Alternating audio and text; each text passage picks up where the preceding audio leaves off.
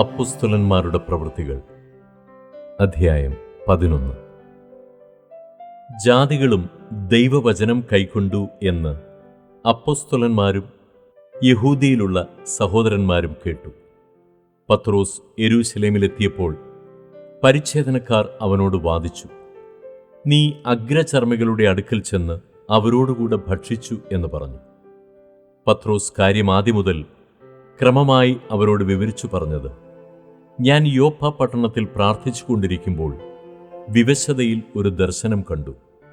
ആകാശത്തിൽ നിന്ന് 4 കോണും കെട്ടിയിറക്കിയ വലിയ തുപ്പട്ടി പോലെ ഒരു പാത്രം എൻ്റെ അടുക്കലോളം വന്നു. അതിൽ ഞാൻ സൂക്ഷിച്ചു നോക്കിയപ്പോൾ ഭൂമിയിലെ നാൽക്കാലികളെയും കാട്ടുമൃഗങ്ങളെയും ഇഴജാതികളെയും ആകാശത്തിലെ പറവകളെയും കണ്ടു. പത്രോസേ, എഴുന്നേറ്റ് അറുത്തു തിന്നുക എന്ന് എന്നോട് പറയുന്നൊരു ശബ്ദവും കേട്ടു. അതിന് ഞാൻ, ഒരിക്കലും പാടില്ല കർത്താവേ, മലിനമോ അശുദ്ധമോ ആയതൊന്നും ഒരിക്കലും എൻ്റെ വായിൽ ചെന്നിട്ടില്ലല്ലോ എന്ന് പറഞ്ഞു. ആ ശബ്ദം പിന്നെയും ആകാശത്തിൽ നിന്ന്, ദൈവം ശുദ്ധീകരിച്ചത് നീ മലിനം എന്ന് വിചാരിക്കരുത് എന്ന് ഉത്തരം പറഞ്ഞു. ഇത് 3 പ്രാവശ്യമുണ്ടായി. പിന്നെയെല്ലാം തിരികെ ആകാശത്തിലേക്ക് വലിച്ചെടുത്തു.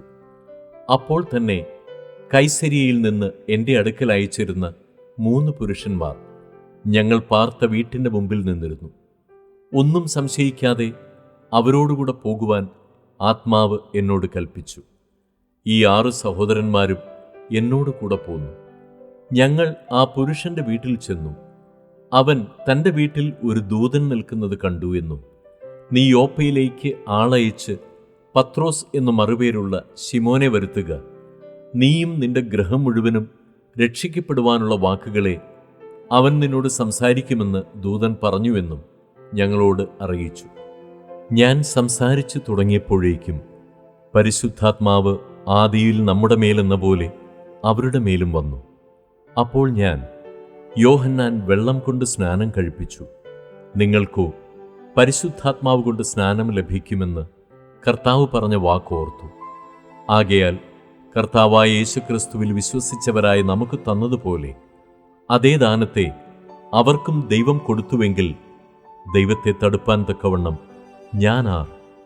അവർ ഇത് കേട്ടപ്പോൾ മിണ്ടാതിരുന്നു. അങ്ങനെയായാൽ ദൈവം ജാതികൾക്കും ജീവപ്രാപ്തിക്കായി മാനസാന്തരം നൽകിയല്ലോ എന്ന് പറഞ്ഞ് ദൈവത്തെ മഹത്വപ്പെടുത്തി.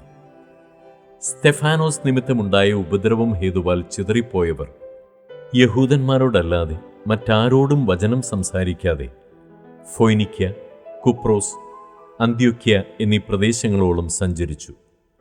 അവരിൽ ചിലർ കുപ്രോസ്കാരും കുറേനക്കാരുമായിരുന്നു. അവർ അന്ത്യോക്യയിലെത്തിയ ശേഷം യവനന്മാരോടും കർത്താവായ യേശുവിനെക്കുറിച്ചുള്ള സുവിശേഷം അറിയിച്ചു. കർത്താവിൻ്റെ കൈ അവരോടുകൂടി ഉണ്ടായിരുന്നു. വലിയൊരു കൂട്ടം വിശ്വസിച്ച് കർത്താവിങ്കിലേക്ക് തിരിഞ്ഞു. അവരെക്കുറിച്ചുള്ള ഈ വർത്തമാനം യെരൂശലേമിലെ സഭയുടെ ചെവിയിലെത്തിയപ്പോൾ അവർ ബർന്നബാസിനെ അന്ത്യോക്യയോളം പറഞ്ഞയച്ചു.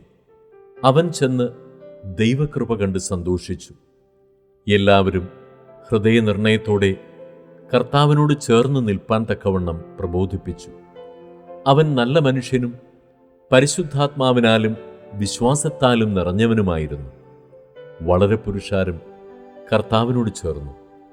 അവൻ ശൗലിനെ തിരവാൻ തർസോസിലേക്ക് പോയി. അവനെ കണ്ടെത്തിയാറെ അന്ത്യോക്യയിലേക്ക് കൂട്ടിക്കൊണ്ടുവന്നു. അവർ 1 സംവത്സരം മുഴുവനും സഭായോഗങ്ങളിൽ കൂടുകയും ബഹുജനത്തെ ഉപദേശിക്കുകയും ചെയ്തു. ആദ്യം അന്ത്യോക്യയിൽ വെച്ച് ശിഷ്യന്മാർക്ക് ക്രിസ്ത്യാനികൾ എന്നു പേരുണ്ടായി. ആ കാലത്ത് യെരൂശലേമിൽ നിന്ന് പ്രവാചകന്മാർ അന്ത്യോക്യയിലേക്ക് വന്നു. അവരിൽ അഗബോസ് എന്നു പേരുള്ളൊരുവൻ എഴുന്നേറ്റ് ലോകത്തിലൊക്കെയും മഹാക്ഷാമമുണ്ടാകുമെന്ന് ആത്മാവിനാൽ പ്രവചിച്ചു. അത് ക്ലൗദ്യോസിന്റെ കാലത്ത് സംഭവിച്ചു. അപ്പോൾ യഹൂദയിൽ പാർക്കുന്ന സഹോദരന്മാരുടെ ഉദവിക്കായി ശിഷ്യന്മാരിൽ ഓരോരുത്തൻ പ്രാപ്തി പോലെ കൊടുത്തയപ്പാൻ നിശ്ചയിച്ചു. അവർ അത് നടത്തി. ബർന്നബാസിൻ്റെയും ശൗലിൻ്റെയും കയ്യിൽ മൂപ്പന്മാർക്ക് കൊടുത്തയച്ചു.